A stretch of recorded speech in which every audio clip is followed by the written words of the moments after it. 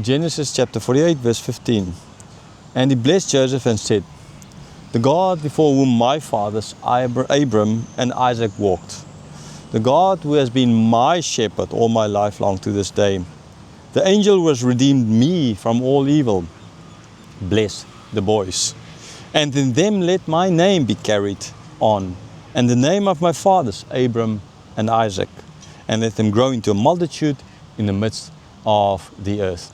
Okay, so here a few important points just coming out, and that is the fact that Jacob is clearly showing that it's not the God of Abram, the God of Isaac, and the God of my God.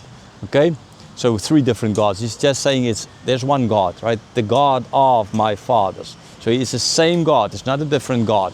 Okay, and the angels. Interesting thing is he's bringing in the angel, who a lot of people actually think is a pre-incarnate Christ, right? Which kind of makes sense in a way. Would he have understood it like that? This is a pre-incarnate Christ? No. We can look back and we might see this, right? We might understand that this is most likely what is going on here. It kind of makes sense in the whole story. But what he's trying to point out here is clearly the fact that there's only one God. There's the one and the same God that his father, that his grandfather, his God, will be their God as well. That is the thing he is trying to point out. And this is still the same God that they have, and they're on their way to worship, or at least they gave us an excuse to Pharaoh to let him go to worship this God. And then he speaks about that he already earlier in the chapter said that they will be like my sons. So he's blessing Joseph by giving both sons the blessing. So he's not blessing Joseph, but he's blessing the two sons of Joseph, who is now like Joseph. He's Joseph, right? And that they will be like the rest of the brothers, that will be fruitful and multiply. They'll have the land, the same kind of blessing that he's going to give to the other sons as well. They're going to grow into a multitude in the midst of the earth. Verse 17. When Joseph saw that his father laid his right hand on the head of Ephraim, it displeased him, and took his father's hand to move it from Ephraim's head to Manasseh's head. So why was Joseph dismayed? Because this is not culturally correct, right? This is not how it's supposed to be. The older must get the blessing, not the youngest. Okay, now if they would have followed the biblical norm, they never have seen God has always been blessing rather the younger than the older anyhow, but there's still the culture of the day, the majority culture, and even today it is the oldest that's the most important, right? So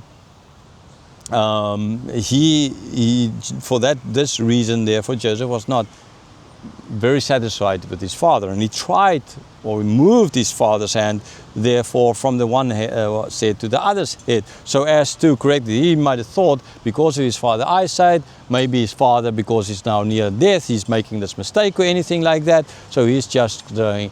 And even if it wasn't, because he was angry, right? It displeased him. So therefore he could see that it's more than just a question of old age. Because it's just a question of old age, why get angry? Okay? Is he angry at Joseph being old and then making a mistake or something like that?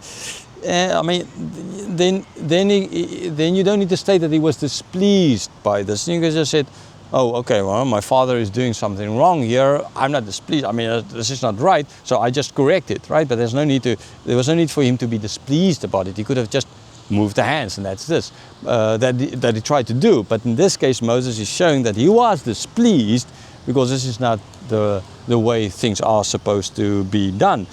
But this is important as well to show that they now might be displeased with the fact that Ephraim and Manasseh is getting, like Joseph was displeased that this happened.